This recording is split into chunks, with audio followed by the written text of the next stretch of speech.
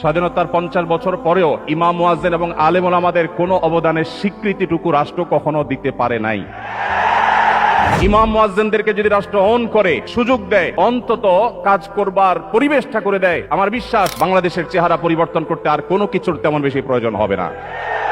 রোহিঙ্গা শরণার্থীরা যখন আমাদের দেশে আশ্রয় নিয়েছে, সবার আগে ঝাঁপিয়ে পড়েছেন এদেশে ওলামা একরাম।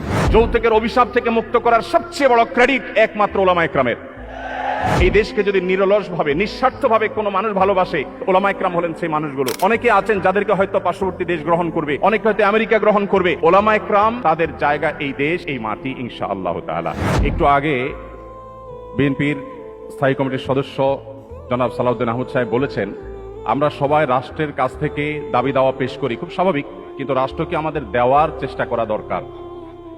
তার সাথে পরিপূর্ণভাবে সহমত পোষণ করে একটি কথা আমি বলতে চাই, সেটা হলো এদেশের 3 লক্ষ মসজিদের কমপক্ষে 6 লক্ষ ইমাম মুয়াজ্জিন রাষ্ট্রকে দেওয়ার জন্য প্রতিনিয়ত চেষ্টা করেন এবং দিয়ে যাচ্ছেন। দুর্ভাগ্যজনক বাস্তবতা, স্বাধীনতার 50 বছর পরেও ইমাম মুয়াজ্জিন এবং আলেম ওলামাদের কোনো অবদানের স্বীকৃতিটুকু রাষ্ট্র কখনো দিতে পারে নাই।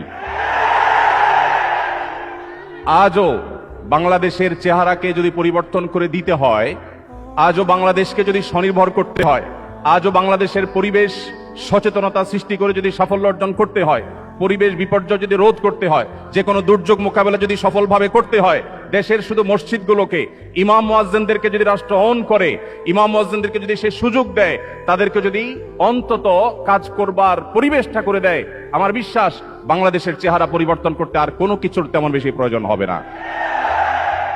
3 লক্ষ মসজিদ, সরকারি হিসেব মতো কমপক্ষে 3 লক্ষ মসজিদ, আরো বহু আগে বলা হয়েছে, সেটা এখন 3 লক্ষের অনেক বেশি চলে গেছে স্বাভাবিকভাবে। 3 লক্ষ মসজিদে প্রতি জুমার দিনে 12:30 থেকে 1:30 পর্যন্ত এই সময়ের মধ্যে গড়ে যদি 100 মানুষ একটা মসজিদে জুমার নামাজে খতিব সাহেবের খুতবা শোনার জন্য আসেন, তাহলে 3 কোটি মানুষ হয়। বাংলাদেশের সমস্ত টিভি চ্যানেল, সমস্ত মিডিয়া একযোগে সবচেয়ে পিক টাইমে এত বেশি দর্শক কখনো পায় বলে আমি মনে করি না।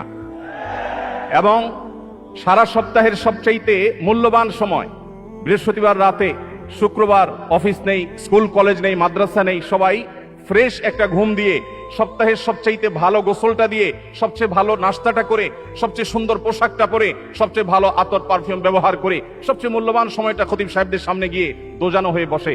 পৃথিবীর অন্য কোনো কৃষ্টি, কালচার, কোনো সিস্টেমে একসাথে একটা দেশের 3 কোটি মানুষকে অ্যাড্রেস করার এই সুযোগ ইমাম সাহেব, খতিব সাহেবরা ছাড়ার কারোর হাতে নেই।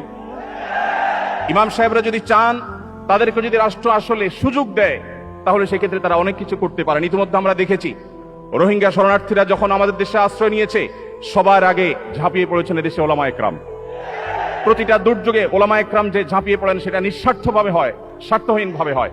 আমার উদাত্ত আহ্বান যে আগামীর বাংলাদেশে এদেশের মসজিদগুলোকে, আলেম ওলামাদেরকে যেন রাষ্ট্র অন করে, তাদেরকে কাজের সুযোগ দেওয়া হয়। কোনো বেতন ভাতার সুবিধা দেওয়া, এটা আসলে দয়া দাক্ষিণ্যের বিষয় নয়।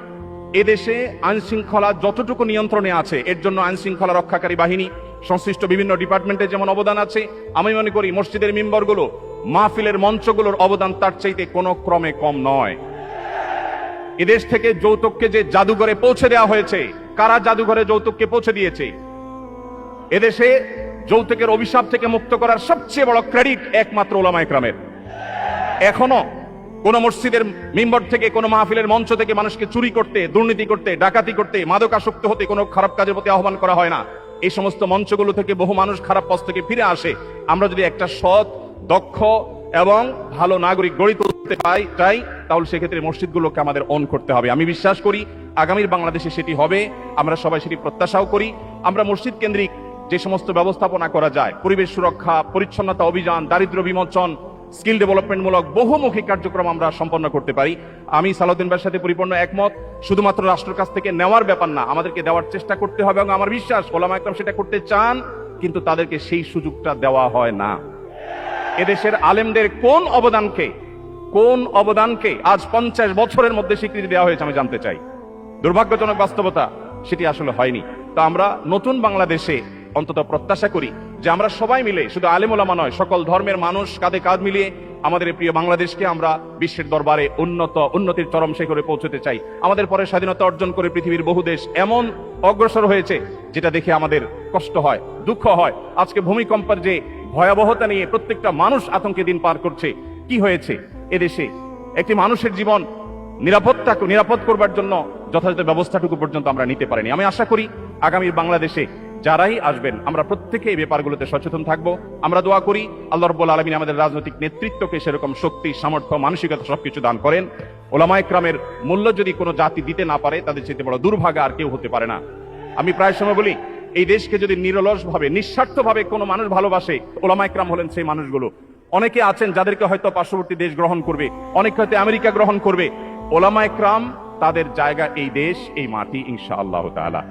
তো আমি আশা করছি মসজিদে ওলামায়ে কেরাম নির্বিঘ্নে তাদের দায়িত্ব পালন করবেন। আলেমদেরও দায়িত্বশীলতার জায়গা আছে, আলেমরা যথেষ্ট দায়িত্বশীলতার সাথে আমাদের দায়িত্বগুলো পালন করতে হবে। রাষ্ট্রকে এগিয়ে নিয়ে যাওয়ার পিছনে আমাদের ভূমিকা পালন করতে হবে, ঐক্যবদ্ধভাবে কাজ করতে হবে। সেই সাথে রাষ্ট্র আলেমদেরকে ওন করতে হবে, আপন করতে হবে, সেই সুযোগ দিতে হবে, সেই স্বীকৃতি দিতে হবে। আমি আশা করছি আগামীর বাংলাদেশ সেই জিনিসটি হবে। আমাদের সবাইকে আল্লাহ তাআলা সেই তৌফিক দান করুন। জাযাকুমুল্লাহু খাইরা। আসসালামু আলাইকুম ওয়া রাহমাতুল্লাহি ওয়া বারাকাতুহু।